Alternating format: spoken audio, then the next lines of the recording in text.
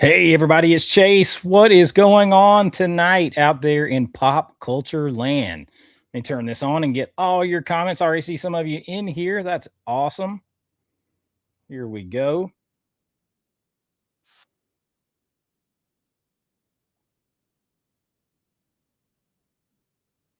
I've been moving my camera around too, so that was very important to camera, mic. Been doing a lot of cleaning and straightening up in here. We'll give everybody a few minutes to get in here, do a little hello Q&A. We got some juicy topics tonight.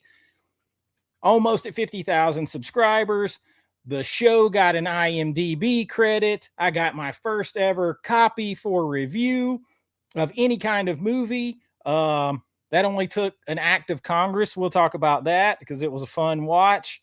We got lots of stuff. We got the 10 crazy the Fandango release of the most anticipated movies of the summer, and there are 3 gigantic movies left off the list I'm a little shocked about. We got a lot of stuff to talk about on here. We're going to talk about The Boys season 5 and all the controversy around that. Man, there is a lot to talk about in here tonight, so thank you for joining me. We got a lot to talk about, a lot to hang out and do. So let's give everybody a couple minutes to get in here. We'll set the goal that we always do. We'll give it an hour, I guess.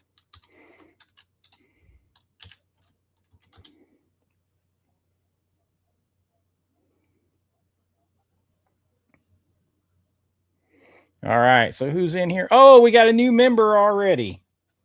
Drew Bateman. How's it going? Thank you for joining and becoming a pop culture member. William's Wrestling Hub is in the house. What's up, William?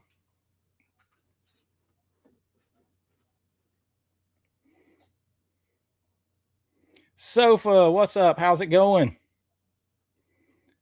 Craig says, what's up, Chase? Before watching the video, my answer to what happened is 1, pushing agendas, 2, making movies for an audience that doesn't exist. That's actually a big part of it. Yeah, the modern audience, right? There is no such thing. There is no such thing.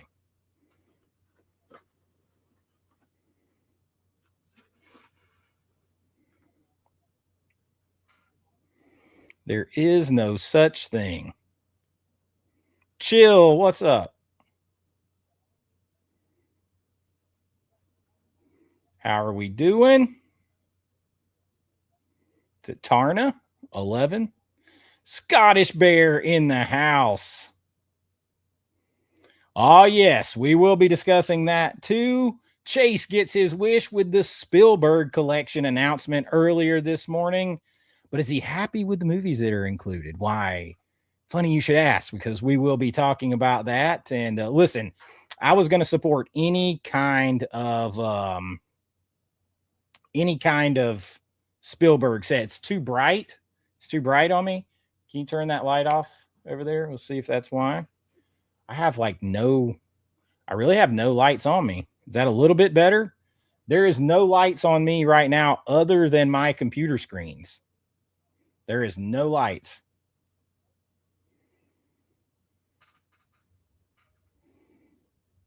No lights whatsoever.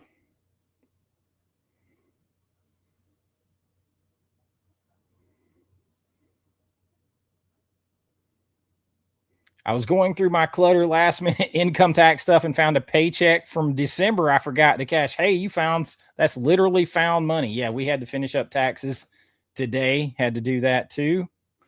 Less than fun. I'm getting good vibrations on my phone right there. Spielberg collection. I am glad one's on the way, but it would have been too much to ask for titles that hadn't already been released recently. Well, it's funny you say that, and we'll get to it in just a minute, but I saw people complaining on there. How come Minority Report wasn't in it? How come Catch Me If You Can wasn't in it? And I was like, those have literally just gotten 4K steelbooks within the past 2 months or so. So, but people were complaining those weren't in there. Adrian, what's going on?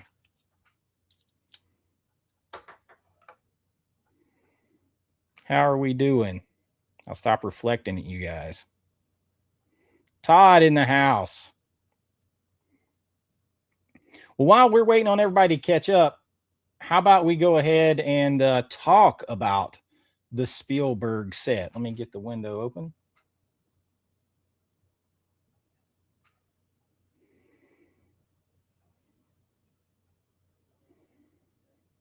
All right, the Spielberg set. Listen, open your mind. Free Mars. Justin, you can hear me loud and clear.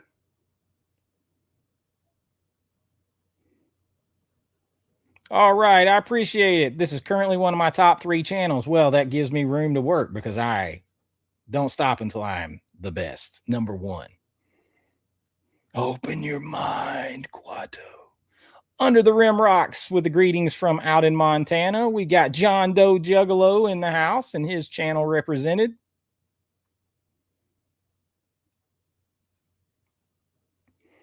I am super excited. So let's look at this. So I'm going to tell you guys something because everybody that follows me knows that Steven Spielberg is my favorite director of all time. Always has been and always will be. But I did not have 4 of these movies on 4K. 4 of them I did not have. Start the reactor. Free Mars. I can't help it. All right. So I did not have on 4K Schindler's List. I did not have Saving Private Ryan. I did not have War of the Worlds. And I only had the standard of Close Encounters, and it is scratched. I scratched it. I dropped it. I got it for a 3 for 11 or 3 for 33 a good while back. And I dropped it and it is scratched and it won't play through. So essentially I was missing 4 of these. So I can't complain. I'm Indiana Jones is one of my favorite movies of all time. Jaws is a favorite movie of all time. And then Jurassic Park has to be here. In E.T., I just had a standard. So I am pretty happy with the set overall. And I just got Minority Report and Catch Me If You Can on 4K Steelbooks. So I didn't need those. But this thing is loaded, tons of extras, just tons. The Jaws and Schindler's List and Saving Private Ryan and Close Encounters are all 3-disc sets, over 24 hours of bonus features. It's got a certificate. I think they made like 5,700 of these things. So each one's going to be numbered. Yeah, man, this is for me. I have been complaining that we have not gotten any kind of Spielberg special prestige sets for the most part. And finally I get one, so I am going to support it. I pre-ordered it on Amazon, didn't have the money, but I did it. They don't take the money until it's time. So I am 100% in, 100% psyched to have this. I think it looks really cool. A beautiful box set. The old film strips on the backs of each steelbook individually. I don't think they have them on here individually. I think somebody did. Let's see. Maybe it was Dawn of the Disc. Yeah, Dawn of the Disc had a few of them. So like each one kind of looks like this on the back, the old school film. It's just a very prestigious looking set to me. I think it looks cool. I am down. I think it's a beautiful looking set. And I'll support anything Spielberg. So I am very happy. Just also happy that I could get it through Amazon and they don't take the money out right away. Let's see.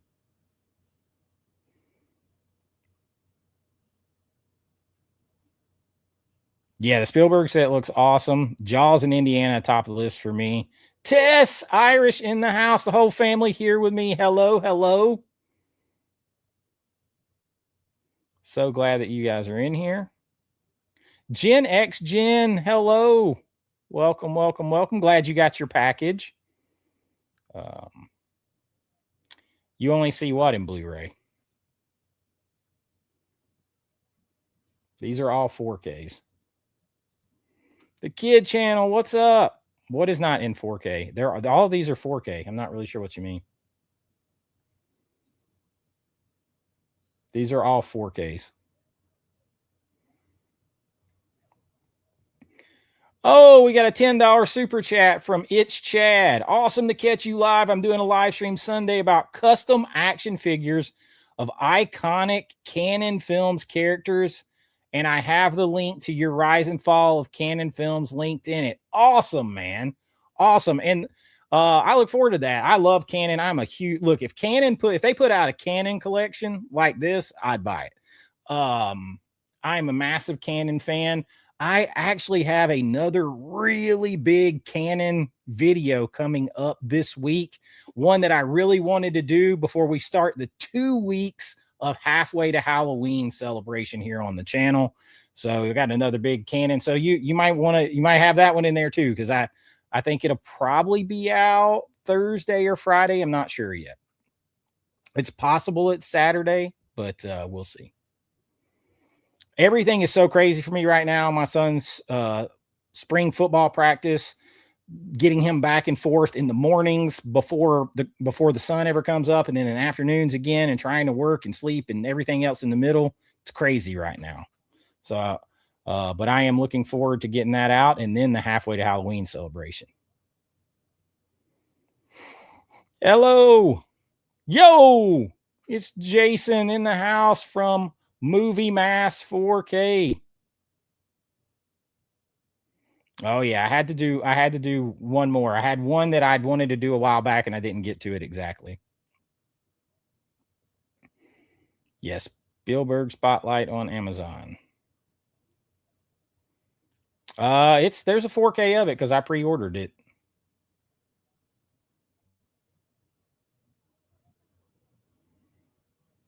Oh yeah, I'd buy a Canon a box set in a heartbeat. So yeah, I'm super pumped about this, and I'm going to tell you guys, low key, I sent this to my boys too, Jason and Brian, because we have a group chat that we've had for a year and a half now. Notting Hill on 4K. This announcement is a big deal to me because this is one of my favorite. This is like legit a favorite rom-com of all time, maybe my favorite. And I quote this thing all the time where he's like, "There's something wrong with this yogurt," and he's like, "That's mayonnaise." And he's like, "Oh, right then." And he keeps eating it because I eat yogurt every day, and every time I get it, I say that. I love this movie. I love this movie. This and You've Got Mail are probably, and Blast from the Past might be my 3 favorite rom-coms. They're right at the top. This one and You've Got Mail for sure. I love this movie, so I'm excited about that too.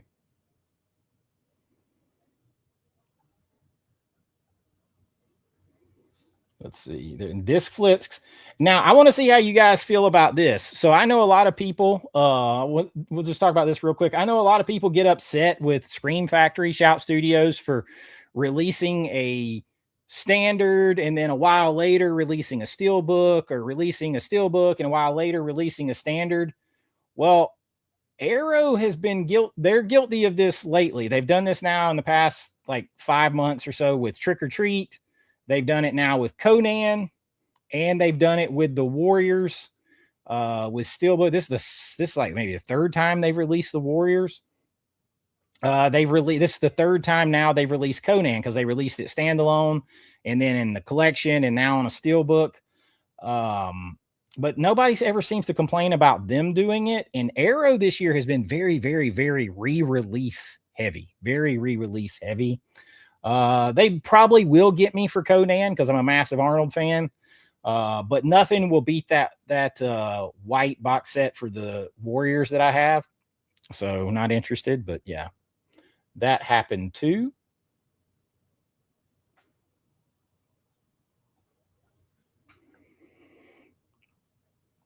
Let me catch up over here. How's it going? Yeah, it's 4K plus Blu-ray. No worries. Yo, the Richards art. What's up, man? Aloha. Jay Van Gool. Yeah. Hey, everyone. You got your first tattoo in Notting Hill. How about that? Mario Lopez says, Chase, I found your channel about a month ago. I couldn't be any happier that I did. I love your content. This channel is pure nostalgia, and I didn't think I needed it, but I totally did. I love hearing that. I love hearing that because that was all these movies were from a great time to me anyway. I believe so. And I like reliving it. I like keeping it alive. I like talking new stuff too, but that was just a better time in a lot of ways. And just has so many of us have so much good memories from it. What's up, Why So Blue Tube? How's it going, man? Near Dark, I saw it on there. My favorite of all time. Yeah, that's just, they're just keeping hope alive. Nobody's announced that one yet.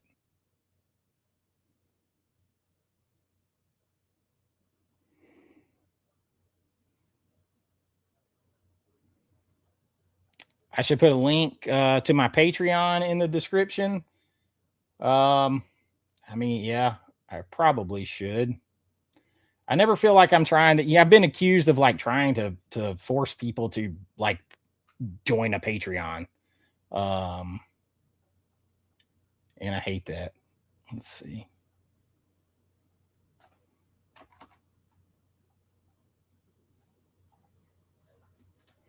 I can put it in here, but I didn't put it in the. I'll try to. My link to the Patreon is in the description of the video.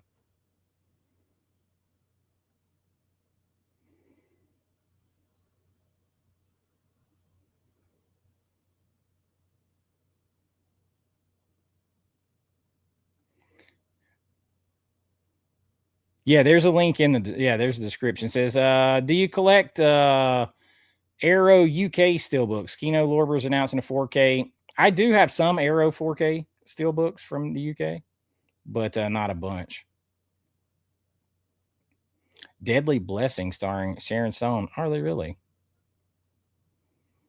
Kino Lorber's been announcing everything lately. Oh, a new teaser for Godzilla Minus Zero.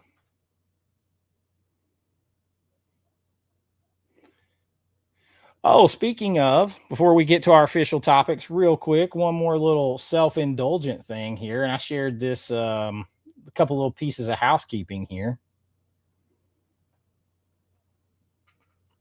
So IMDb gave little AVA Pop Culture an official TV series credit as a talk show. And I also found out that my running series like Bullets, Blood and Babes, Friday Night Rentals, those will also get their own series pages. So how about that? How about that? AVA Pop Culture, so you can go in there and rate it, like it, all that kind of stuff, and more stuff will be added to it. But that's pretty nice. It adds to my IMDb credits here. There's always so many ads pop up over everything. It adds to my IMDb credits, so I think it gives me a like a director credit, a producer, all that, because I'm basically one man doing it. So that's pretty cool. I thought that was pretty cool. That it gave it a page.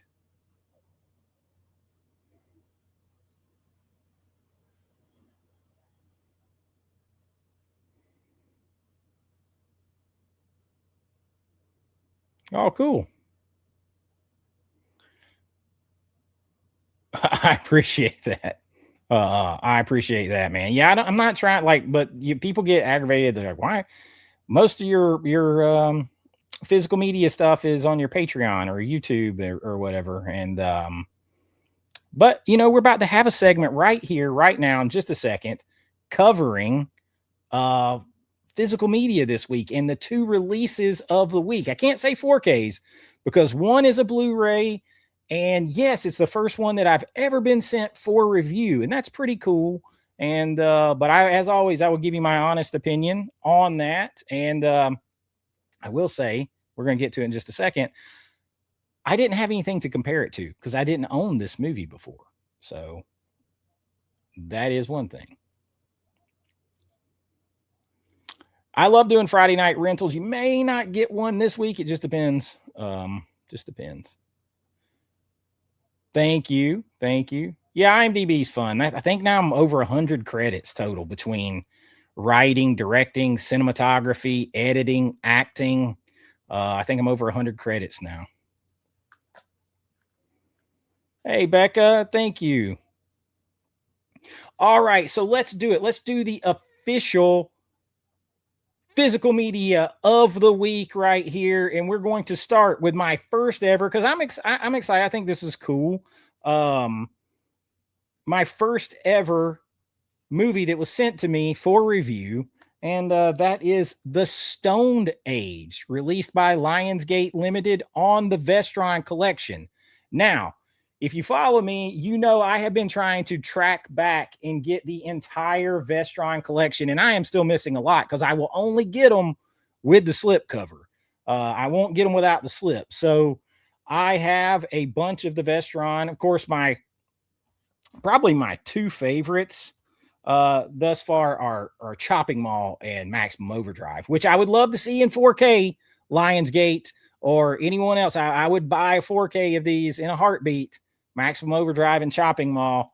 But I've been trying to put together the whole Vestron collection with slips.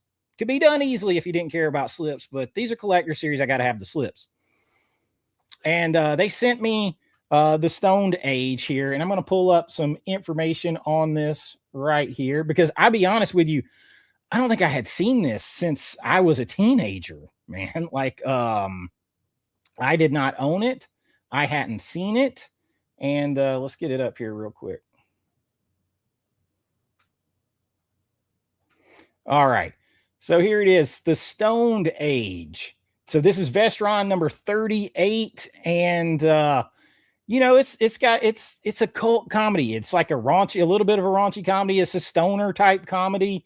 And it's fun. Like I said, I didn't have anything to compare this to because I didn't own it at all. And of course, you've got the slip cover because I'm not going to have a Vestron without a slip.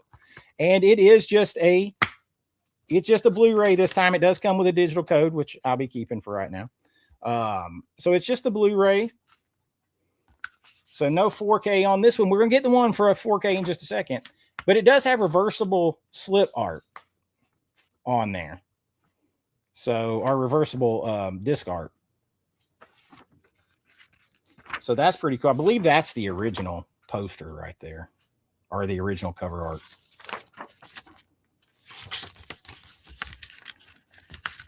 Okay, I gotta go with that one. And it looks really good. I mean, for a Blu-ray, of course, now, you know, in 100% transparency, I've got a Panasonic UB820 and I've got an OLED TV, an LG OLED. So it's going to upscale. It's gonna make things, enhance things, and look even better. So when you put in a well done, you know, remastered Blu-ray, now this is a 1080p high definition Blu-ray. Once you put that in, it's going to make it look better, especially the newer remasters. Some of the old Blu-rays are not going to look quite the same as these, but this one looks really good. Is it like the height of art? That's not what this movie's about. There's a reason that this movie is being released on 4/20, y'all. So if you pre-order it now, yes, it's coming out. It is dropping appropriately enough on 4/20 for a stoner comedy called The Stoned Age. I think dropping on 4/20 is just hilarious. I love that they did that. They kind of did the same thing with Leprechaun, dropped it right there. It does have a few special features. It has some Lionsgate Limited exclusive extra features here. You got Back to the Stoned Age, which is a featurette, Tales from the Blue Torpedo, The Stoned Age Reunion. And while I did start to watch Back to the Stoned Age, I didn't get through all of the extras, which if you follow me, you know that I love watching like behind the scenes and stuff, because as a filmmaker, I think you get so much more useful information with that. So I love seeing that included. There is some stuff I believe is ported over with the audio commentary, or it's not specifically Lionsgate Limited extra features only. So lots of cool info. here. This is Vestron number 38, and it is my first one that I have ever been sent to review, and it was fun to watch. And this is actually what gave me the idea to do the late night comedies video that I just did. So kind of fun, kind of a double whammy. You can pre-order this one right now. Got to get it from Lionsgate Limited right now, and the pre-order is $24.99, so a good deal. Now, before I jump back in, I also wanted to say we just recently got the 4K from Vestron, Lionsgate Limited Vestron series of The Substitute. Now, I bought this myself. Nobody sent me this. I bought this one myself, and I think this is the first 4K in the Vestron collection. This is number 37. And interesting to me, they went with the white plastic here instead of the black. Now, you can get this. You actually get it less than what I paid for it because it's on sale now for $29.99. It was a little more than that when I first got it. It's a 2-disc set, so it's going to have a Blu-ray and a 4K with it and your digital copy, which I'm also keeping. I've never really used them that much, though, but, you know, just in case I do. And this, I did not have this either. So, again, I can't compare it. I don't think I've seen this since VHS, to be honest. But this was actually on a video I did of kind of like action movies that you don't remember from the 80s and 90s. Just about a month before they announced this and released it. And you basically can watch Tom Berenger kick some student ass in 4K here, and it looks good. This is one of those that it looks better than it has a right to look. And I think I got this right along with Leprechaun, and this looked a lot better than Leprechaun, which they are issuing. They're going to fix the Leprechaun issue, which I talked about on here. But first 4K, as far as I know, on the Vestron collection, I would say, hey, Lionsgate, go 4K on them. Go 4K on them. Go back.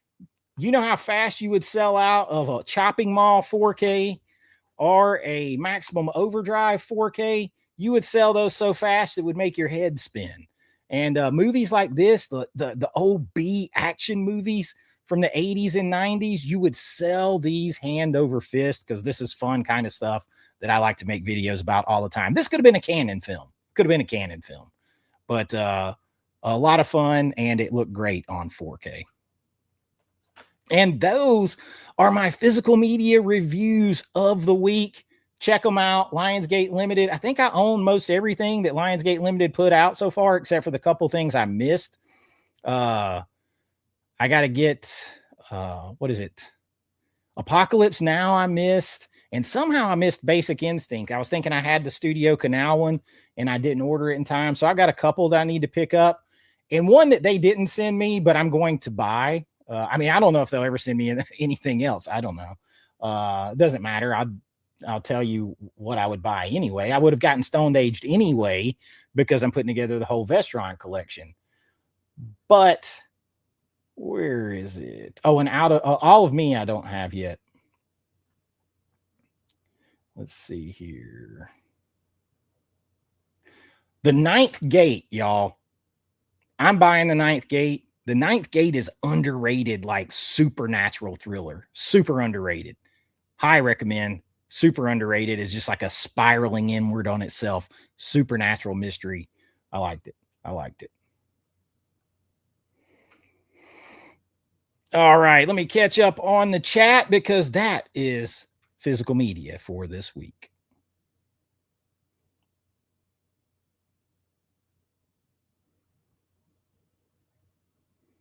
Dropping on 420 is dumb. Tell them next time to do it so people can watch on 420. I think it's going to be where you will have it in your hand because that's what they did with Leprechaun Beetlejuice. You should have it on that day. Never seen the Stone Age, but do remember the original artwork. Yeah, the artwork, yeah, for sure. That one's one that's easy to remember. Oh my gosh, my favorite Criterion Collection Blu-rays. I don't have a ton of Blu-rays. I buy mostly 4Ks. I'm not a Blu-ray buyer overall, except for like Vestron. But my favorite Blu-rays in my collection, I would probably have to say, jeez, The Uninvited, The Awful Truth, Arsenic and Old Lace, and Seconds, and Bull Durham. I would say that'd probably be my top 5 that are just Blu-rays.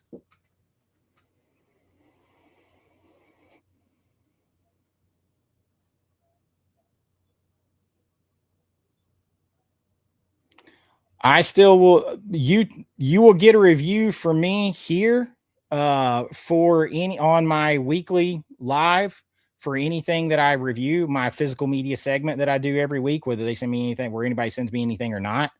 And then you get more detailed if I go into side by sides and stuff on Patreon.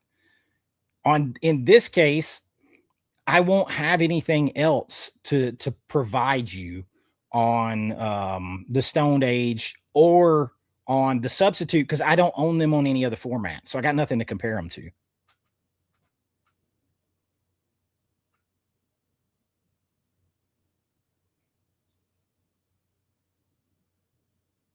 Looking forward to Mars Attacks. That'll be good. Yo, I'm your Huckleberry in the house. We do not have Fear City on 4K. There is actually a pretty recent Scream Factory or Shout Studios Fear City. I have not. It never came with a slip, but this is fairly new and sold out, I think.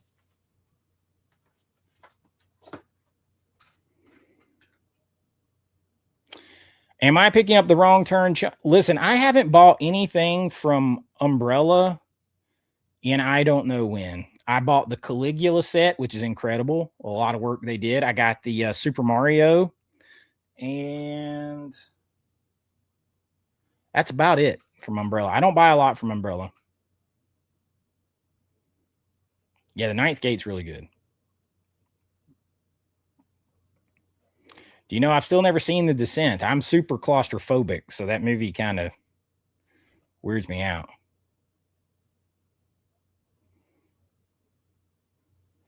I have not seen it. For part 2, I have not seen it. Oh man, 4K is the way, the truth. It is the way.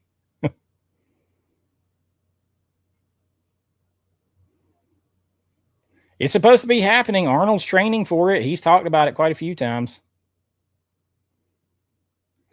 Yo, Davis says, hey, Chase, in your opinion, what do you think is more important, studios and revenue, theatrical runs or home video catalogs? I think those go hand in hand. And I've gone on record so many times saying I think they really, really screwed themselves by moving and jumping to this streaming model, because we used to have this great multiple revenue windows where movies would have long theatrical runs, 3 months, 6 months, longer sometimes in the 80s. And then there'd be a blackout window of 60 days, 90 days, sometimes longer. And then it would be released on video rental at the video rental stores. They'd have exclusive for 30 to 45 days usually. And then it would come out for sale and you could buy it. And then that would be exclusive for a certain amount of time. And then eventually, several months later, 6-9 months later, whatever, it would come to like pay TV, like HBO, and you'd get another revenue window. And then maybe a year after that, it would come to broadcast TV. So they had these multiple long revenue windows that were broken up, that built anticipation and all of that. And they traded it away for short theatrical runs running straight to streaming. And now they're wondering why they're losing so much money. Well, you took away a bunch of revenue windows. You took away the urgency to see it at a theater, because if you didn't see it at a theater, hell, it could be who knows how long before you saw it. So you'd be waiting 9 months or longer than everybody else.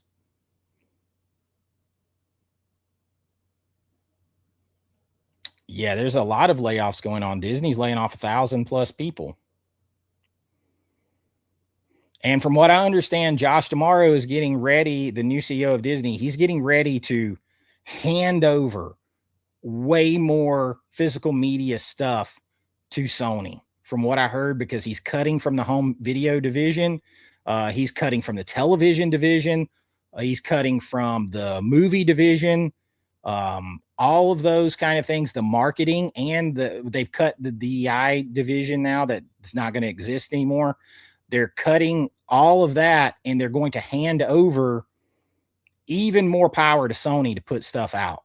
That just broke like right before I came on here, so I didn't have enough time to research it in depth. As far as the handing even more power to pick what to put out over to Sony.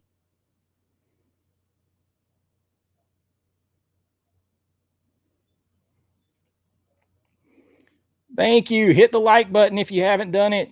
Pay the rent. It's free, and subscribe to the channel. Thank you. I appreciate it, my friend. I appreciate it. Yeah, the YouTube loves you hitting those super chat goals and all that stuff. They know what they're doing because they're getting their cut. Oh, no problem, man. I try to do that when I can. What's up, Eli?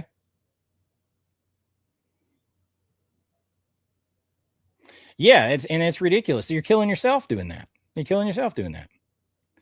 Ooh, which movie do I like more, Reanimator or Chopping Mall? Boy, that's tough. You know, I might surprise you and say Chopping Mall. There's just something about the mall in the 80s and everything. It's tough. It's tough.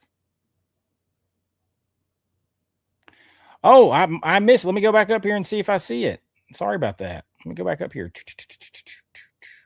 Oh, $5 super chat. Thank you, my friend. Says, all I have is the crappy white Indiana steel set. It drives me nuts. Yeah, I never did get that one. And what was your question? You didn't put it in the super chat? 3 favorite Charles Bronson movies. Well, okay. So one you're gonna laugh at because I like Death Wish 3 because it's like watching a ridiculous over the top cartoon. I like 10 to Midnight. Boy, I'd have to think about the Bronson movies. I'd have to really think about the Bronson movies.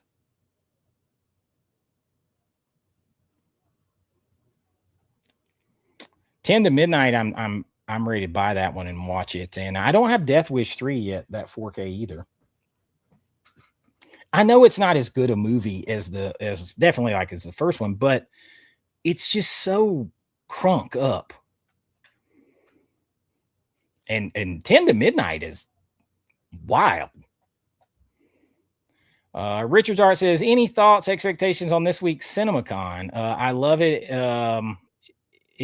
I love it as to get heads up on paintings for the year. I collaborate with local cinemas sometimes. I have never been to CinemaCon. I have never been. So that's a different one for me.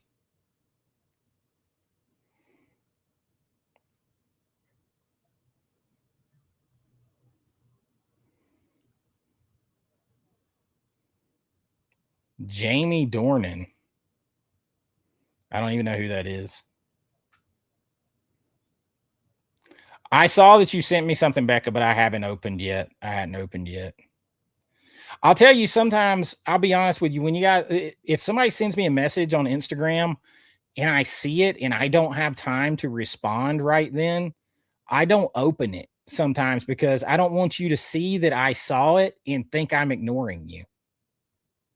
Maybe I should look at it that way, you know, that I've seen it. But like sometimes when I'm like, okay, I'm driving or I don't have time to respond right now, I don't want them to think I saw it and just didn't respond. But I saw that you sent me something.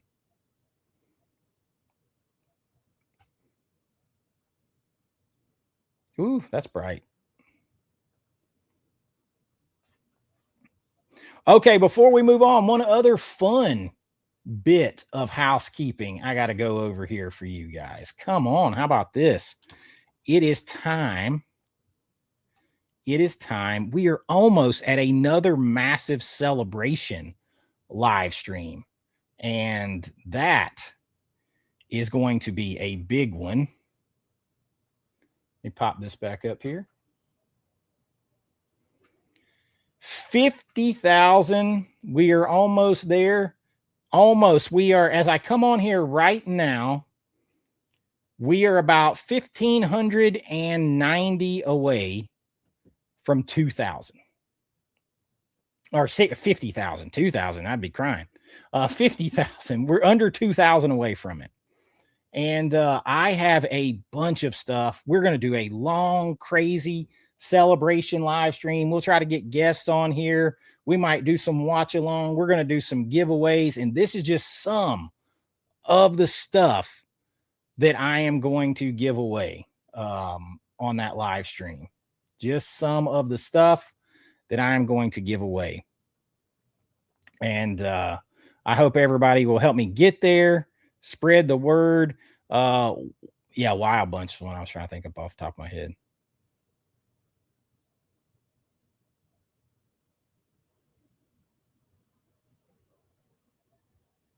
Rookie numbers. I'm telling you what, man.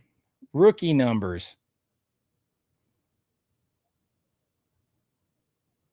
I am holding off quietly on the Killer until I watch the other chunky bot, like Hard Boiled and stuff like that. Did I get the Killer? Maybe I did get the Killer.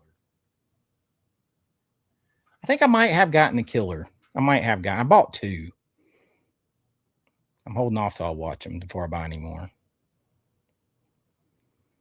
55 likes is rookie numbers. Come on, guys. Here we go. I have seen The Mechanic, but I haven't seen it in forever. My dad used to watch all the Bronson movies quite a bit.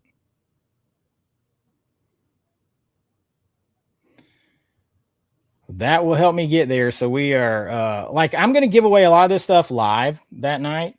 Of course, I said, if you go to my other channel, American Vintage Adventures, which is just where I go to theme parks and stuff like that and have fun, and subscribe and comment over there, you got a better chance to win something extra, because I'm going to give away more than what you see here. We're going to have a lot of fun. 50 is a big milestone, especially considering I am still about a month and a half. It's still a month and a half away from me being on here for 2 years. So in less than 2 years, we're going to be at 50 and past it. I think we'll sell way past it once I start halfway to Halloween celebration this weekend.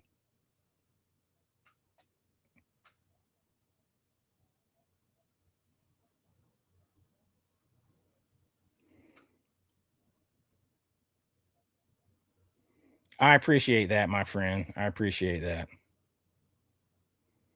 Thank you, Beetlejuice. Thank you.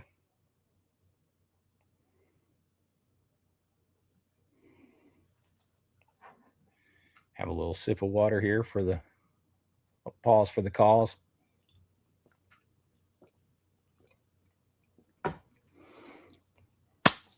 All right. So something else I wanted to talk about tonight is, as you guys know, I said I'm going to start reviewing select new movies on the channel. Stuff I was going to see anyway, stuff that relates back to like tying it back into like movies that we used to watch, the difference between the two, not just a bunch of new movie reviews, but some.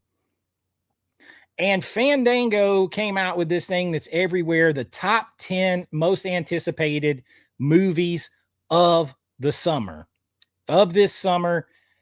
And there are 3 massive movies, in my opinion, that are not on this list. And I don't know how they're not on this list, because we're going to go over what is on this list. And I don't know what it says that these 3 are not on the list. And one of them, I have not heard anyone. I don't care if it's Jeremy Johns. I don't care if it's Critical Drinker. I don't care if it's Nerdrotic. I don't care if it's WDW Pro. I don't care if it's Grace Randolph. I don't care who it is. I have not heard one single person mention the most glaring and obvious, mind-blowing omission from this list. And we're going to get to it in just a second. All right, let's pull this thing up. All right. So here are the supposed 10 most anticipated summer movies. And thank you, Gen X Gen. I appreciate that. Uh, this list blows my mind right here. So we have, first of all, we got a bunch of sequels. Shocking. I know. Here's my shocked face. Here's my normal face. I mean, it's like sequels and reboots and reimaginings and shocking. I know. But we have Toy Story 5. 5. Not Utah, get me 2. It's 5. 5. Toy Story 5 is the #1 supposed most anticipated. And the fact that it's a 5th one and it's the most anticipated is ridiculous to me. 2 is Spider-Man Brand New Day, which I think has a very good chance. There's a chance that Spider-Man Brand New Day gets a bigger box office than Doomsday, which is sad. But Spider-Man Brand New Day is #2. #3, The Devil Wears Nada. I mean, The Devil Wears Prada. The Devil Wears Nada is a decidedly different genre of film. The Devil Wears Prada 2, 10 years in the making. And, you know, Risha wants to see this. But she also consented to, or relented to the fact that they got rid of Adrian Grenier. They wanted to cut the guy out of it. They complained that the guy was holding her back in the first movie and that he was terrible and was holding her back from her potential and all that kind of stuff. So they just axed him from the movie. And he talked about it publicly. So they got rid of him, and they're bringing you Devil Wears Prada 2. Oh, I guarantee you, the Devil Wears Prada could definitely hit $1 billion. It definitely could. I mean, Toy Story 5. Did I say Devil Wears Prada? Devil Wears Prada 2 ain't hitting $1 billion. I know, I was like, damn, that's a sharp turn. No, the Devil Wears Prada 2. I meant Toy Story 5. Sorry, these comments are coming in fast and furious, and I'm trying to jump back and forth. But no, the Toy Story 2 could hit $1 billion. It could. It could. I don't think it will, but it could. I sure hope so, my friend. So, coming in at #4, I'll jump back over here in a second. Coming in at #4 is The Odyssey. And listen, you guys follow me. You know I taught ancient Greek history. The Odyssey is one of my favorite books of all time. The Iliad and the Odyssey. Way up high. Somebody asked me about horror books. I can always recommend it. I love it. I love The Stand by Stephen King. Those are probably 2 of my favorites. He has a newer one. I think it's called Fairy Tale that I really dug. If you haven't read that one, check it out. He's crazy, but he's a hell of a writer. He always has been. He's not very good at endings, but the Iliad and the Odyssey are my favorite. I taught them. I used to be able to recite 40 pages deep the Iliad. So I love these. And I was so excited about Christopher Nolan doing this until I saw the outfits and I saw the casting. And the casting is stunt casting. It is box checking casting. And it's ridiculous. It's ridiculous. The casting doesn't fit. I taught this stuff, so I'm very close to the material. It doesn't fit. So that took a lot of luster off, and probably for a lot of people, which dropped it behind things like The Devil Wears Prada 2. And then #5 is Scary Movie 2026. I'm looking forward to this because I've heard it's so politically incorrect that people want it banned from the theaters. That just makes me want to see it even more. #6, the Moana live action remake. That is what it is. The Rock and all his hair. But I mean, what are you going to do? He's The Rock. Like, you can't change The Rock. Rock's character and his charisma as Maui is really what made that movie, whether you like him or not. #7, we got another sequel with Minions and monsters. I never got into the Minions. My kids never got into the Minions. We don't pay attention to Minions Land at Universal Studios, except for the restaurant, which is fun. That's it. #8 is Mortal Kombat 2, and I think this one deserves to be a little higher because this looks like a whole lot of fun. Me and Logan are going to see this day one. You'll hear back from me. I'll tell you, out of these on the channel, you will probably hear from me. I will probably see the Odyssey just so I can talk about it, because this one I can talk about probably way too much. Mortal Kombat 2, I will see, and Scary Movie, and Spider-Man. I'll see those. The next one up, I'll probably see just so I can give you my opinion on it, and that's Supergirl. I am not interested. I'm tired of the nihilistic truth, justice, whatever. I think Project Hail Mary and Super Mario and the Night of the Seven Kingdoms, with their traditional fun heroes and uplifting messages, and I think those kind of signaled the end of the nihilistic, cynical point of view. And I don't think truth, justice, whatever fits, and I don't think her comments helped very much. But I'll see it and give you my opinion. I think James Gunn's out. I think you'll get this and Clayface and maybe anything else they went into production on. I think when his contract's up in 2027, he's out. With the Paramount, I think he's out. And then if it were me to fix DC, I would let that cook and just let it sit there for about a year and a half, and I would come in with the old Marvel plan. I would take sort of a more high B level superhero. Maybe you take the Green Arrow, and you make a movie that doesn't necessarily feel like you're watching a superhero movie to start off with, like the original Iron Man. And you tell a human interest story, because you could tell a very similar story with Green Arrow, right? With him getting on the island and all this kind of stuff. You could tell a very similar story. And then I would backdoor build the DC universe off a character like that and start connecting little breadcrumbs and doing individual movies, and take the time, take 8 years, 9 years to build up to a new Super Friends, basically a Justice League. Maybe I would literally do Super Friends instead of Justice League. But that's how I'd fix DC. Stop starting with Superman, stop with Batman, stop with Wonder Woman and Supergirl and all that. Start with that high middle of the road character and tell a human interest story, and then start tying them together. So I'll see that. And then number 10 is the Insidious sequel that doesn't even have a title. You've got a movie on here that doesn't even have a title officially yet, that is in the top 10. Now, as Nerdy Panda drops a $5 super chat, thank you. Hopefully we hit 50K here in another week or so if we can pick up some speed. Brand New Day, I don't know. We'll see. It has potential to be big, and then also maybe not.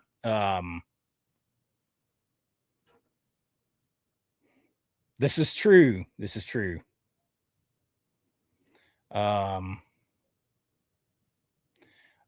He may miss this one. He might miss this one.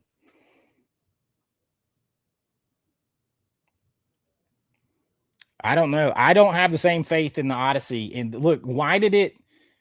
If it before the casting announcement, it would not have been fourth. It would not have been behind 3 sequels as far as anticipation. It is now behind Toy Story 5, The Devil Wears Prada 2, which is 10 years in the making, and what, the 4th Superman or Spider-Man movie? The casting dropped it there. If it doesn't pick up some word of mouth, and the trailers I've seen haven't looked good. They haven't looked good. The footage I've seen hasn't looked good. The costuming looks horrific to me. I don't know about that one, but we'll see. Gen X Gen got it. The number 1 biggest movie that nobody on this list has talked about. Like I said, I don't care who it is. I don't care. Nobody from Jeremy Johns to Drinker Nerdrotic, Grace Randolph, nobody. I even was in a chat the other night with those guys, and I was trying, and I mentioned it to them, and they didn't catch it.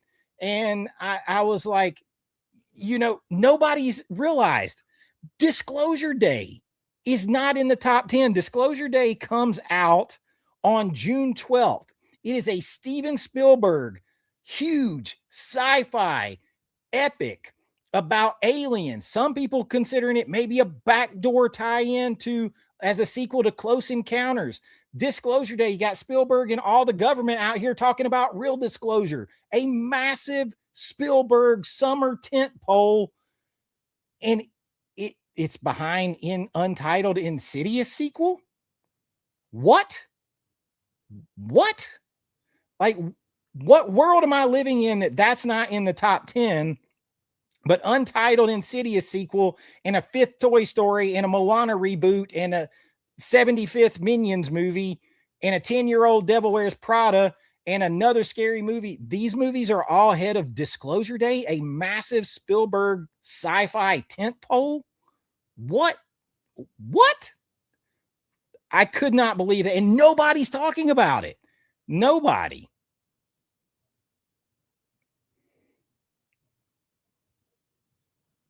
And here is the other. This is another one. No Mando and Grogu. It comes out late May, Memorial Day weekend. That's the official start of the summer movie season. It's not on here either. So now we don't have a massive Steven Spielberg summer sci-fi blockbuster on this top 10 list, most anticipated. And we don't have a Star Wars film, a Star Wars story, Mando and Grogu. We don't have that in the top 10. And now projections on Mando and Grogu are saying it's tracking to maybe make $70 million at the box office. $70 million? Do you know what a giant failure that will be? Holy crap. But now we have no Spielberg summer blockbuster in the top 10 most anticipated, no Star Wars film, no Mando Grogu in the top 10. Okay. And then there's another one that's missing. See if anybody else got the third one. -0 is fall, not summer. Yeah.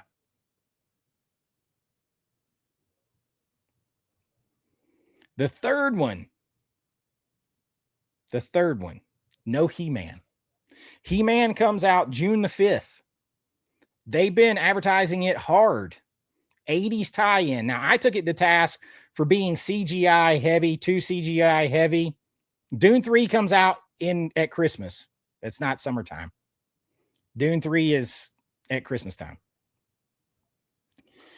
These are summer movies. 10 most anticipated for the summer. So no He-Man. Now, I took it to task for being too CGI, but I still want to see it. It's He-Man. Avengers Doomsday is Christmas time. This is summer only, you guys. This is summer's most anticipated movies.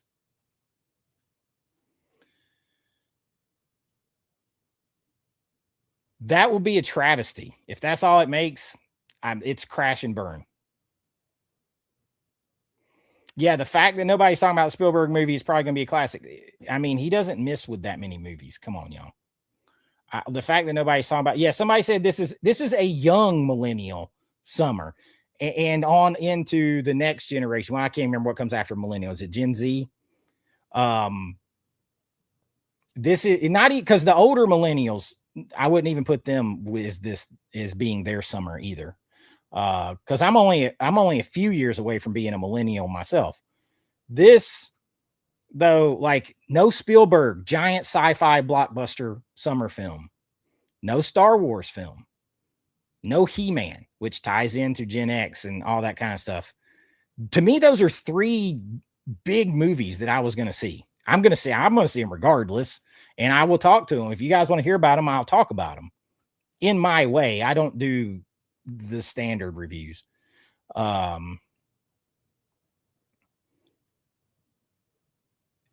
Masters Universe definitely for us. See, here's the problem though. Why so BlueTube? When I did the video taking He-Man, the Masters of the Universe movie, to task for too much CGI, I was told that they're making it for the younger generation now. That's why it looks like that, and that's why they're doing all this.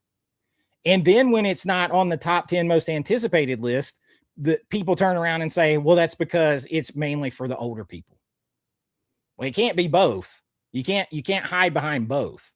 And I've heard it both ways, not just from you. I'm not picking on you, but I mean, just in general. So that is a that's kind of, you can't go both ways on it. And I feel like that's there's some things like, I mean, look, it's too much CGI, but in the end, it's He-Man. I'm going to see it. Campia was talking about our about Disclosure Day. That'd be one reason I didn't hear about it, because I've listened to John Campia twice, and each time I've made a video telling exactly what I thought about his takes. It hasn't been 20 years since the first Devil Wears Prada, has it? Has it been 20 years since the Devil Wears Prada? Rishad has no, she's no help. I can't remember when it came out. But that is 3. Yeah, I think there's a chance that you could see by the end of the summer that Disclosure Day ends up wiping stuff out. I think there's a chance. Well, no, they've ran He-Man, I mean, Star Wars into the ground for sure. I can't, dude. There is a video, and I don't normally call out people and take them to task. There's a video where I put him on the thumbnail with a big clown face over his head. But I just couldn't believe that, like, so many people are talking about this specific list and they didn't think about. So I heard a lot of them mention that Mando and Grogu weren't on here. Nobody mentioned Disclosure Day that I saw, and nobody mentioned He-Man. I didn't see Campia because I wouldn't watch Campia unless it was to tell you exactly how ridiculous I think he is.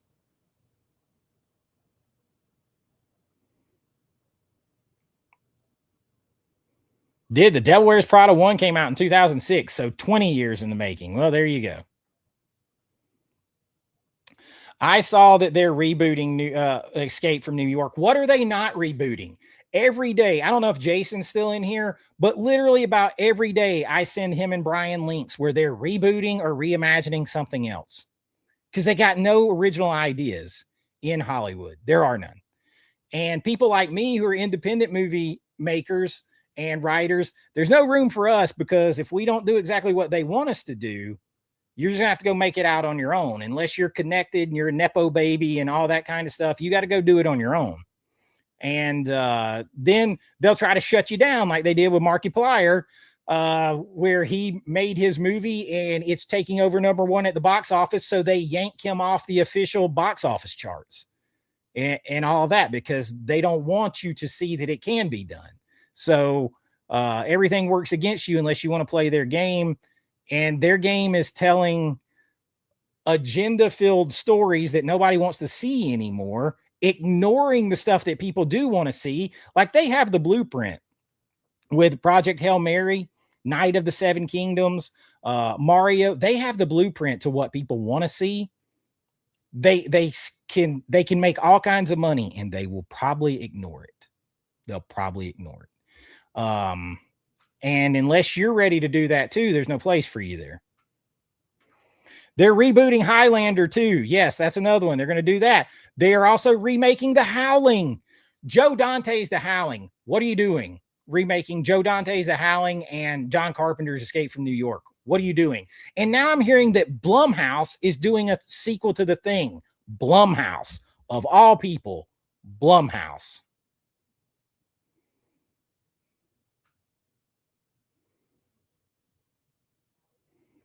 Good for Kurt Russell, because there's some that should be. There's some roles that should be saved. I mean, I believe that about Superman, to be honest with you.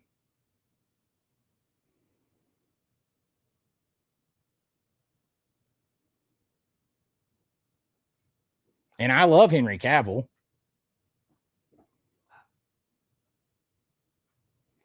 That, yeah, 3 years since the last season. That's it. Because Hollywood's lazy, y'all.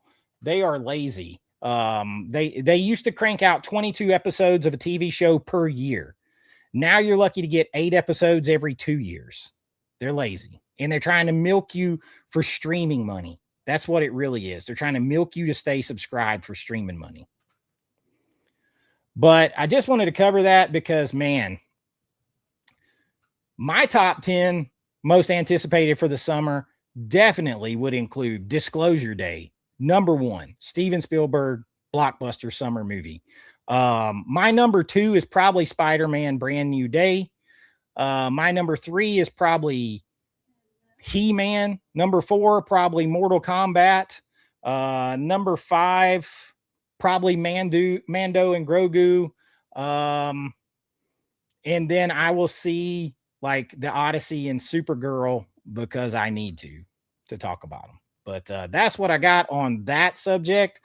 Blew my mind that how do you miss a giant Spielberg movie? But that's your summer top 10. Not mine, but a top 10.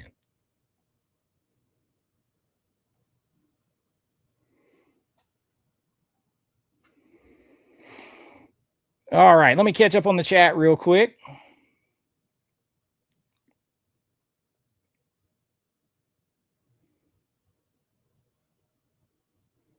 Oh, internet went out.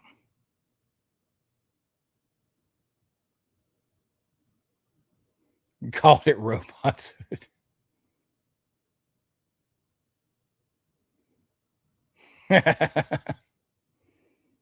Yes, leave the thing alone.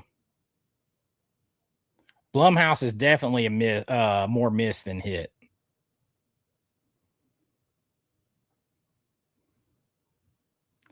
That's probably, that's probably it. And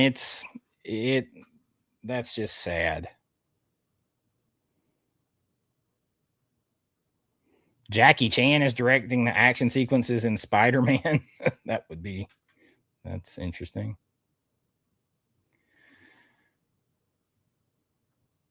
I mean, could you imagine doing that and then having to face Kurt Russell? He's probably just going to slap you till you need the eye patch.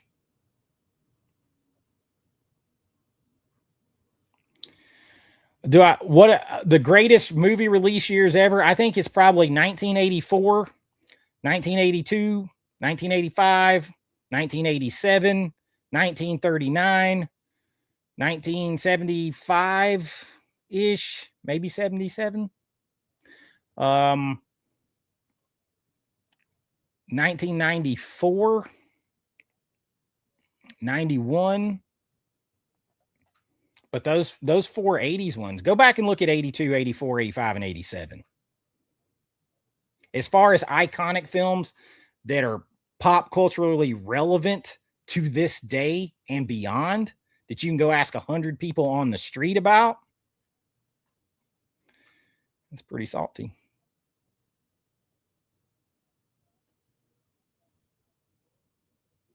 Oh my God. Can't even. Well, he hasn't really gone for a big blockbuster at the theater in a while. Like his last movie was more of a small movie, The Fabelmans, which actually still got nominated for plenty of awards. But he hasn't gone big blockbuster like this in a while.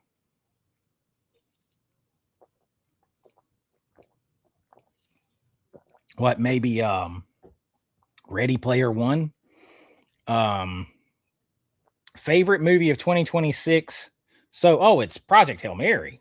Oh my God. That's one of the best movies, one of my favorite movies I've seen in the last 15 years, at least. I've seen it twice now at the theater.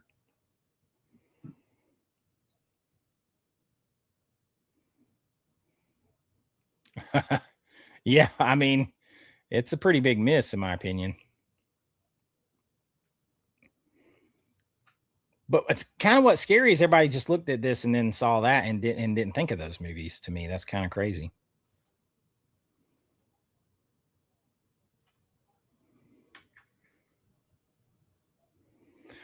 I think he's too old now. I liked him. I liked the show, but I think he's too old now.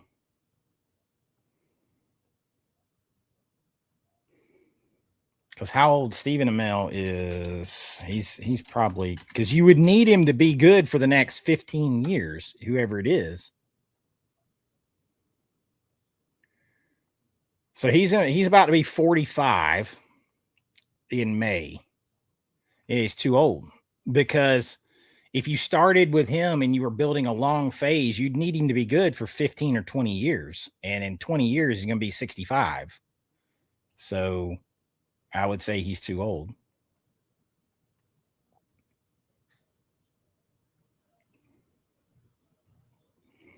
Yes, the director of F1 and Top Gun Maverick, and I always forget his name. But I think he has a chance. What's his name? Dude, why I always forget that guy's name? Because I think he's Joseph Kaczynski.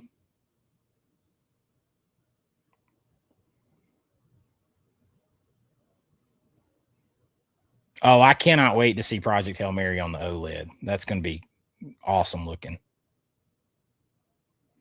Oh, who to play him now? Oof, boy, I don't know. I hadn't really given that a lot of thought because he has to be a good actor too, because you need a movie that isn't overtly superhero. If you go back and watch the original Iron Man, he doesn't become Iron Man until the third act, late in that movie. It's a lot of character development. That's what you need. You don't need somebody that you're waiting on to put the Superman suit or Batman suit or anything like that. You need a simpler story.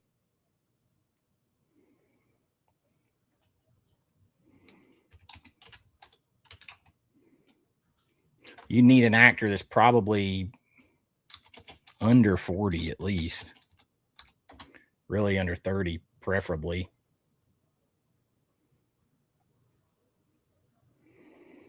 Oh, you finally saw Project Hail Mary? Yeah, it's a great one. I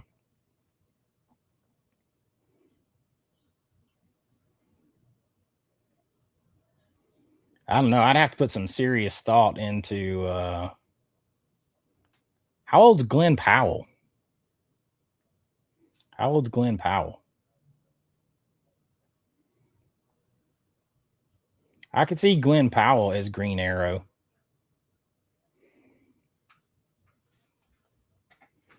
100% I could see Glenn Powell.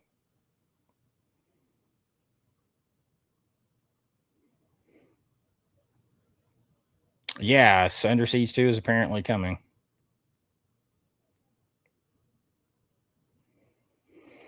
So he's under 40. He's gonna be about 38 this year sometime. So if you did it within the next 2 years and he's 40, he'd be fine.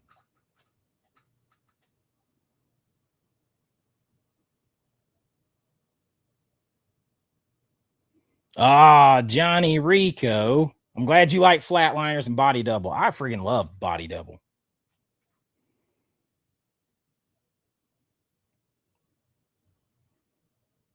Yeah, he could. I think Powell could be. He could be it. He'd be a great one. I think he fits him in a lot of ways. Green Arrow. I mean, look at him right there. You gotta be careful because they're gonna. Look at that. Tell me that's not Green Arrow. He could definitely pull that.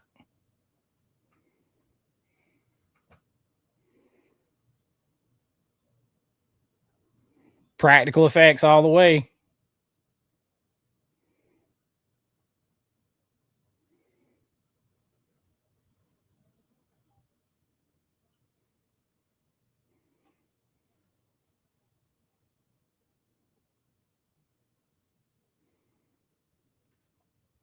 All right. So, is there anybody before I go into this in here tonight? Is there anybody who watches The Boys? Glenn Powell could be my younger brother. Everybody says that. Like I don't. It's funny. Is there anybody in here who watches The Boys? Have you watched The Boys? Did you watch any of the seasons of The Boys? Have you watched this season of The Boys? I'm very interested here. Sound off in there. Let me know.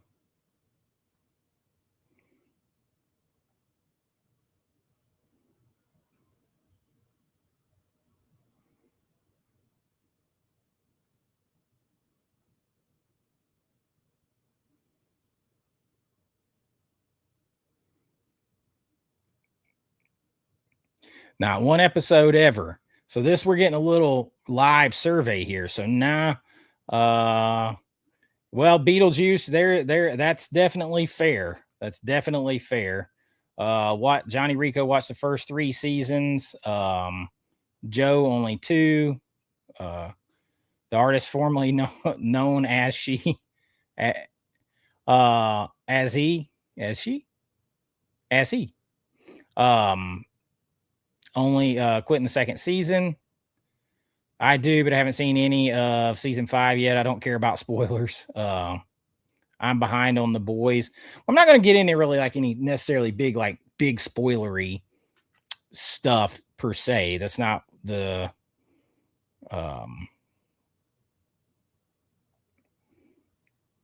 so the problem is, so like my son watches it too, like he watched it with me. And he and I have actually been talking about this, and it's been a kind of a topic of conversation. And I noticed some other people have been kind of talking about this as well. Now, the comic book series I did read, and I think I surprised Why So Bluetooth about a week ago. He didn't know that I actually ever read comic books. I was a big comic book guy. I had tons of comic books. I was going to open a comic book store at one point. I had a ton of comic books. I still have comic book, just boxes of them in the closet. I've got other boxes in my attic. I got a lot. So I used to read comic books a lot. I did read this series. It was originally put out by DC, but quickly canceled and then put over. I forget who else ran the rest of them. And it always had a little bit of politics in it, right? It always did, but it was more not overtly over the top like the show has gotten. It was much more about being so super cynical, like this satirical look at heroes and over sexualized look at heroes, over violent look at heroes, those kind of things. And the first season of the show took some shots. It was more even-handed, more fair. It would take shots if you were on the left. It would take shots if you were on the right. And it was created by the creator of Supernatural, which is one of my favorite shows of all time, Eric Kripke. One of my old college writing professor, he and I shared a college writing professor who's a friend of mine, Richard Krevlin, as far as screenwriting.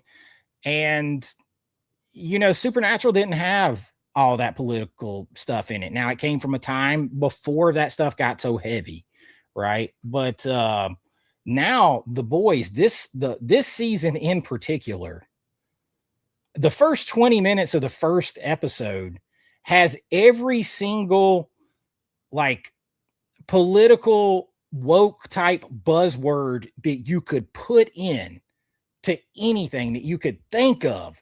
It is in like the first 20 minutes. And you now have Eric Kripke going out here saying that he just tries to keep pushing more and more that Homelander is an allegory for Donald Trump, and that he is taking shots at anyone on the right and all this. And it sucks because it's something that we had been watching, that my son had been watching. And it's like, you're watching something made by somebody that's telling you that they hate half the country. And that really just sucks, man. It's like you can't get away from it. You want to enjoy something, and then they keep reminding you, yeah, we hate half the people who are watching this, or half the people out there. And I mean, even this article I was finding, power propaganda resistance. I mean, even most of the, tabloids in the articles out there they're saying it because Kripke's out there saying it. And I found it funny that I recently found an article and a video clip from him, which I can't play on here, I get copyrighted,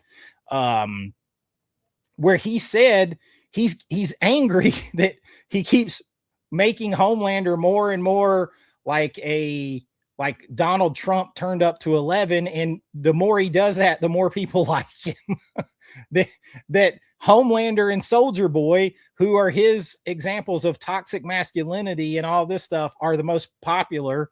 And then the next most popular character is Butcher, who is also his example of toxic masculinity gone another way.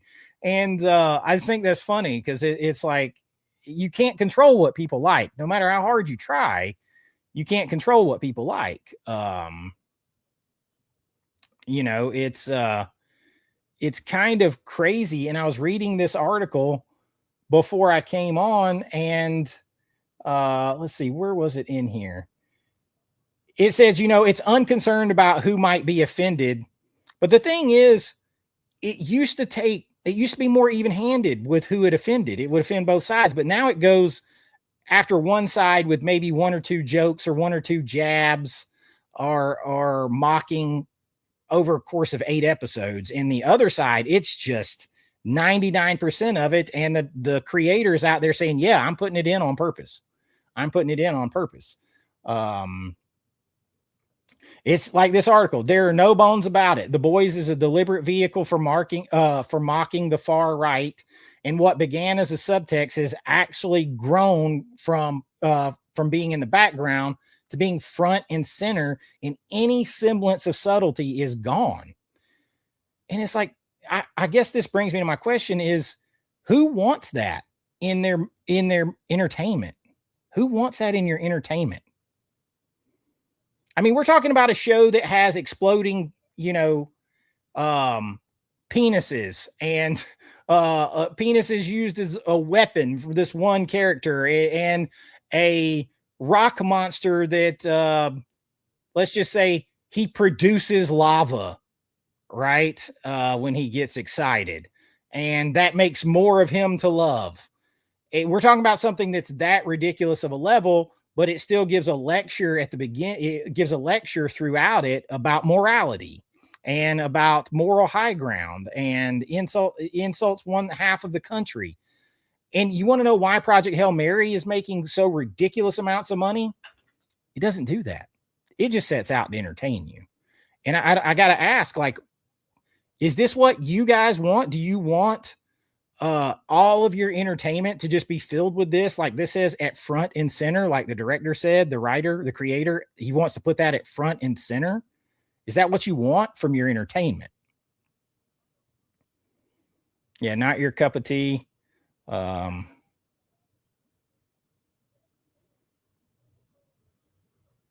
Well, if you ever read Hero Gasm, you'll know that they didn't have the gut. They got the guts to insult half the country to the power of 11. They didn't have the guts to do Hero Gasm the way it was in the comic books.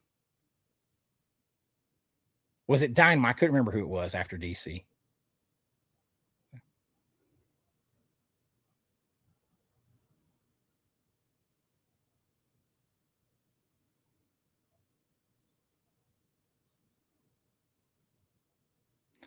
I watched the first season of Fallout. I liked it. They definitely went to shock value, but there's only shock value going one way, I guess is the issue here. Oh, I love Supernatural, one of my favorite shows of all time. Season 4, my son finished season 4 before I did, and he came in here, he's like, season 4 sucked. It's not that good. He's like, it's all this and that, and it's just over the top with the, you know, stuff. It went off the rails. He likes season 1 and season 3, and Soldier Boy is his favorite. A little bit, but you got to remember what happened. Because Supernatural ran for 16 calendar years. And what happened in the last couple of years?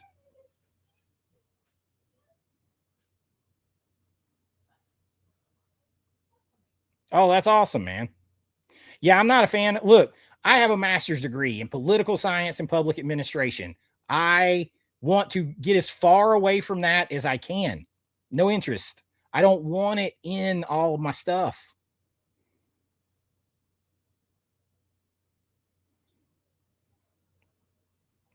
Yo, Blockbuster box sets in the house. What's up, Mike?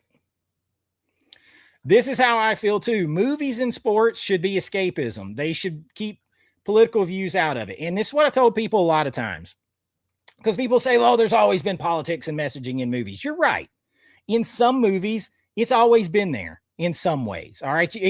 But a lot of times people dug and saw what they wanted to see in movies, because a lot of times James Cameron made fun of this with Titanic. He asked, people asked, oh, well, did the sinking of the Titanic, did it represent this? Did this represent that? And he's like, I just want to make young girls cry.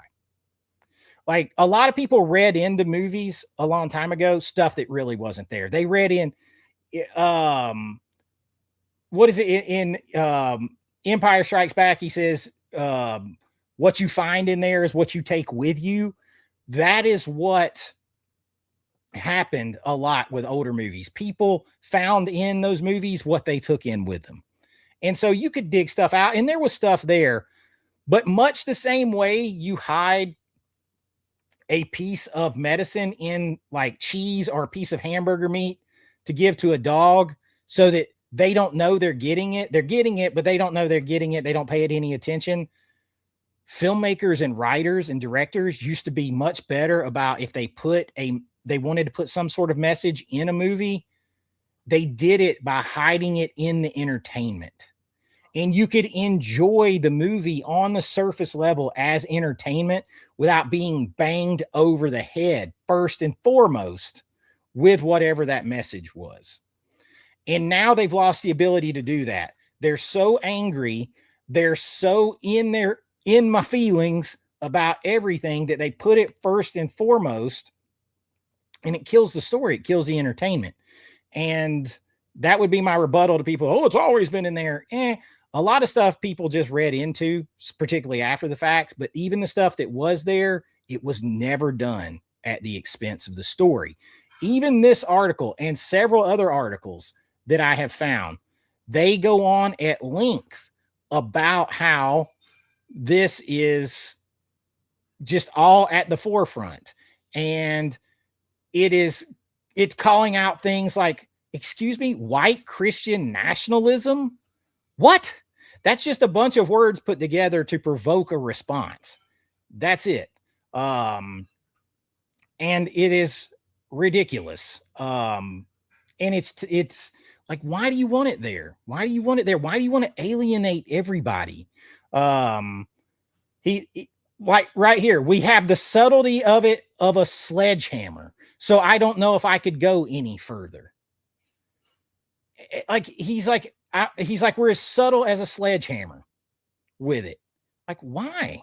Why do you need to do that? And a lot of people are noticing it, and it's off-putting to a lot of people.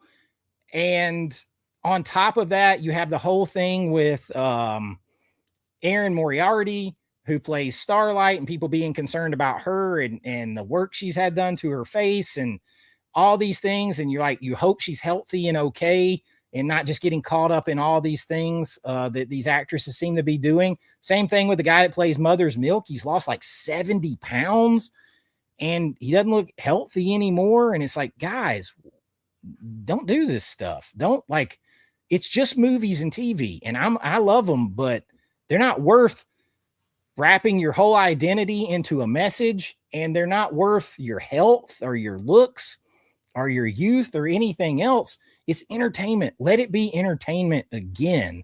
And I think The Boys is missing that this year. And so I had to have a long talk with my son. He's 15. He's very advanced for his age. He's in college classes. He's 15. And I had to have a talk with him. I was like, we talk about it a lot and say, this doesn't mean you can't enjoy the show or that you can't watch the show. I'm not about protecting you and trying to shield you from things that might be contrary to what you think in any way, shape, or form. But you have to understand what they're doing here and why. And just like as when I was studying history, you have to understand the bias of your source. And as long as you understand that, it's fine. But why does it have to be there just so to where it just overshadows the whole story? It's the whole thing. And it's like, man, can we just, like the first episode, the first 20 minutes was so heavy with that, it was hard to make it through. It's just so much political propaganda. It was hard to make it through. But now the last 40 minutes of the episode, there are 35, where it was just like bad guys versus good guys and fighting and superhero stuff and drama and escape from Alcatraz type of things. It was entertaining and fun. Why can't you just do that? Why can't you just do that? And I don't know, but that's definitely my overall thoughts on The Boys. I'm going to see how it finishes. And I won't do a standalone review on it or anything like that because I don't review TV too much on here. But that was just kind of like, they're not learning. Now, this was done before Project Hail Mary, but they really need to learn from that. I fingers crossed, I have hope that they will learn from the massive success of these movies that leave this stuff out and say, you know what? Let's, and you see the downfall. Like I pointed out with the Harry Potter, they took something that was universally loved and they made it divisive. It used to be on old Harry Potter movie trailers, it was only one dislike to every 100,000 likes. That was the ratio. Now it is ratioed. There are more dislikes on the new Harry Potter trailer than there are likes because they took something everybody universally agreed on and they made it divisive for political and social agenda reasons. Why? Like, you're giving up money, you're giving up legacy, all of that, and it makes no sense. It makes no sense that you have to get whatever your opinion is out there so much that you do it at the expense of all these things. But fingers crossed that they learn and that they sort of pivot and go back to just trying to entertain us, because I think mostly people just want to be entertained. People want to escape. I call movies and television the toy store of life, the toy aisle of life, the candy store of life. And that's what they should be. That's what they should be. They don't mean they can't be profound sometimes, but it's like there's that other movie that's out right now. What is it? Drama. They promoted that film as a rom-com, and then people get in there and it's not a rom-com at all. It's about someone who wants to self-delete and delete a whole school full of people. And like you did that as a rom-com. You basically lied to people to get them in there. Why are you doing that? Why are you doing that? So just get back to entertaining people. Straightforward. If they were going into a movie and they knew it was about that kind of subject matter, then whatever, all is fair game. But don't tell them it's a rom-com and then give them that. That's horrible. Don't do that. Don't do that to people. Same thing. Don't give them a superhero satire that's supposed to be ultra sexy and ultra violent and then just make it all about attacking one half of the country. It's like, why are you doing that? Why are you doing that? But anyway, that's my thoughts on The Boys, and we'll see what you guys think about it. All right, let's see. Scottish Bear says, we're bombarded with political nonsense. We don't need politics in movies and TV. I'm telling you, just that's it. Like Michael Jordan said, Republicans buy shoes too. That's it. They want to normalize it. I don't get it. I want a new truck. Yeah, unless it's purposely supposed to be that. Then I got no problem with it. If you know that's what it is going in, then fine. That's what you're going to see. Like, you don't go to see Schindler's List expecting a rom-com, right? You know what you're going to get into.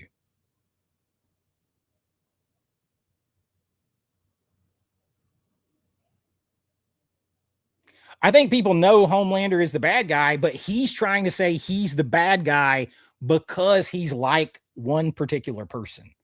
And he keeps trying to drive that point home more.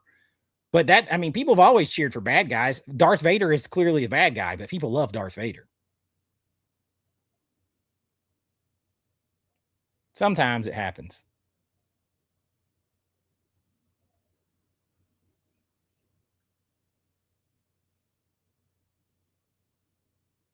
Yeah, season 1 and 3, I think he's right too. I think he's right.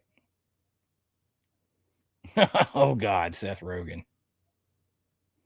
Hey, Tactical Therapist, join the channel. We got a new member. What is up, Tactical Therapist? Thank you for joining. Oh, we got another one in here too. Now, I don't want to mispronounce this, so you might have to spell that out for me phonetically. I don't want to put the separations somewhere they're not supposed to be, because I could go wrong with pronouncing that. You might have to spell that one phonetically for me. But thank you for joining. Thank you, guys. I love it when people join the channel. It's fun.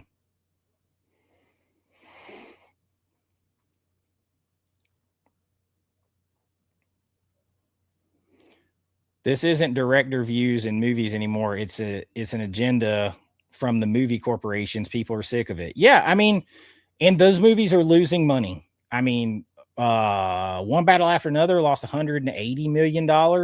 The Bride is going to lose $200+ million. These movies are losing mega bucks. That's it. And you could watch it without seeing it if you wanted to.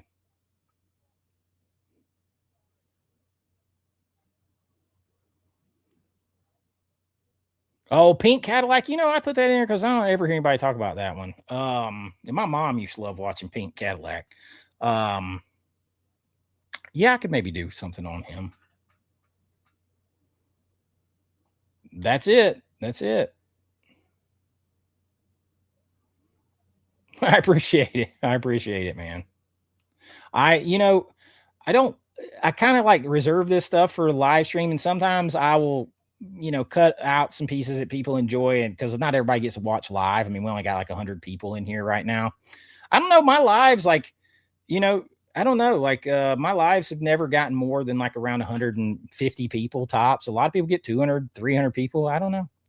Maybe I should be on later at night. I'm not sure. The problem is, like, I got to be up in 6 hours from right now to go to football practice with my son.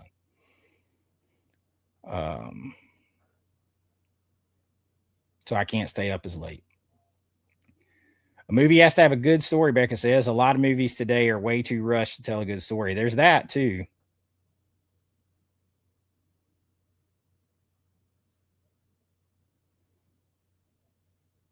Well, with Glory too, you know what you're going into when you go into that. You know what point of view that story is going to be told from. You know what it's saying. You know what it's about. So it's not like you're going to watch a superhero over the top, sexy, violent, satirical spinoff and then getting politicized propaganda for the whole thing.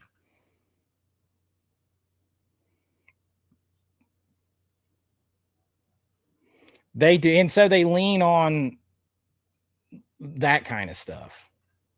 And then they lean on remakes, reimagining, sequels, and all of that.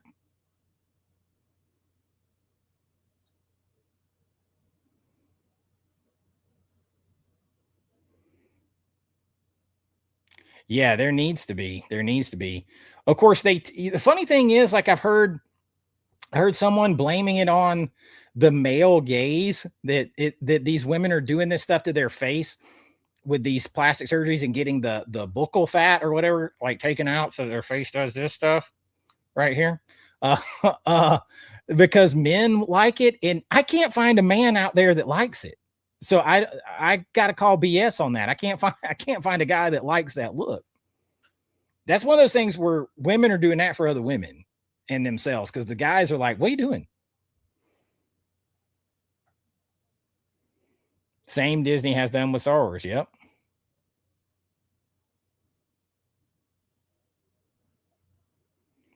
At some point, they're going to run out of cash, right? And there's a reason why, like, the people who are known for, like, being at the extreme side of that messaging, that they're the ones, like, opposing the new acquisition of Warner Brothers. They can't stop it. It's not going to be, it's a done deal. Hell, they're already been having joint board meetings and everything. But there's a reason why, because with the success of Hail Mary and Mario and Night of the Seven Kingdoms and all this kind of stuff that's in, and then you've got the CEO of BlackRock and Vanguard saying that the woke era and DEI experiment was a failure and it's over, and they're going to take money away from companies and investments that still focus on that and move back to the center right and more pragmatic approach with investing in companies that don't do that stuff and promote that stuff.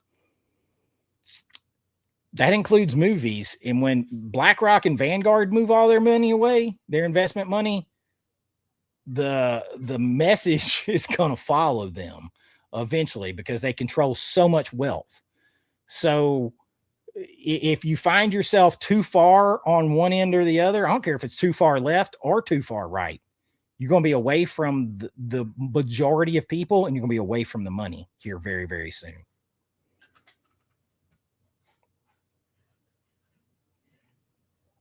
And that's the worst, when stuff like when you're watching something and you're enjoying it, and then here comes all of the messaging in. They get you hooked to it, and then it's like, okay, now we're going to shove all this into it.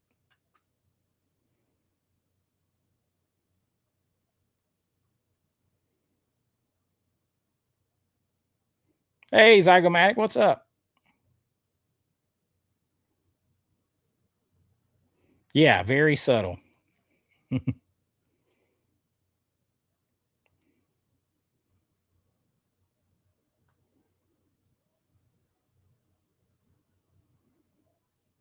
Yeah, man. Give me some Michael Bay back. Hell, listen, if you told me tomorrow that Michael Bay was going to do another Transformers with Shia LaBeouf and Megan Fox, sign me up. I'm in.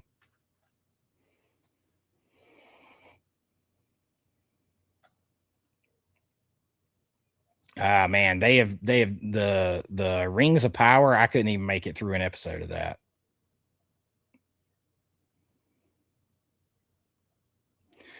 I think the problem is they're trying to write stuff for you to be on your phone at the same time, and that makes it horrible.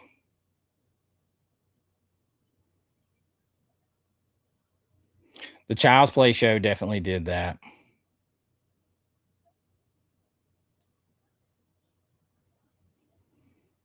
Only if they're going to make them look like they did in the original Teenage Mutant Ninja Turtles.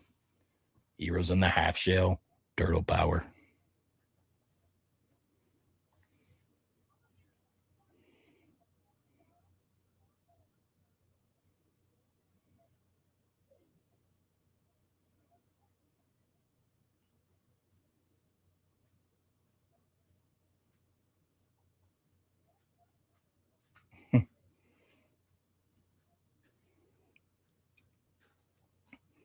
All right, you guys. Well, I guess I'm going to wrap it up right there. I know it's a little quicker than normal. We only been on about an hour and 45 minutes. But like I said, I do have to be up at 4 a.m. 4 a.m. comes very, very early. Very, very early. Make sure there's anything else. Anybody else want to get in any last comments on here as we wrap it up? Good night. Thank you all. Thank you all for the super chats. Thank you for everybody who joined the channel in here. I love seeing that tonight. Thank you, everybody just hanging out and talking with me and listening. And make sure that you're subscribed, share the channel. We want to get to 50K as fast as we can. And a few more little updates here that we already talked about. Not that, because that closes you off the window, and we don't want to do that. We are now at, I probably have made people mad on this stream, so it's probably gone down. Let's see. No, we actually have gone up one since we've been in here. But share the channel. We got coming up, we have, I got a couple more just like kind of classic AVA pop culture videos this week, like the Canon movies thing and a couple other surprises. And then it is going to be, who's excited about 2 weeks? Are you guys excited about me doing 2 weeks of Halloween, halfway to Halloween and horror content and celebrating that halfway point? I love that time. I love that time of year. So anybody, let me know if you guys are excited about 2 weeks of that. I'm going to have nostalgic essays, deep dive stuff, lists, all that kind of stuff that we do in the Halloween season right here at the halfway to Halloween. We're going to cover some halfway Halloween celebration stuff that's going on. A lot of things. Let me know if you guys are interested. Let me know stuff you want to see. And I look forward to doing that. And hopefully we sail right on by 50. My goal is 100K before the end of the year. That is a big goal. Might not make it, probably won't make it, But what did he say in The Patriot? Aim small, miss small, right? Aim small, miss small. And that's what I plan to do. And I appreciate you guys being there with me on all of it. But you know the drill. Until next time, be kind, rewind like always. It's Chase with AV Pop Culture. And I'll see you real soon. Bye-bye. Good night, everybody. I'll see the sun in just a few hours.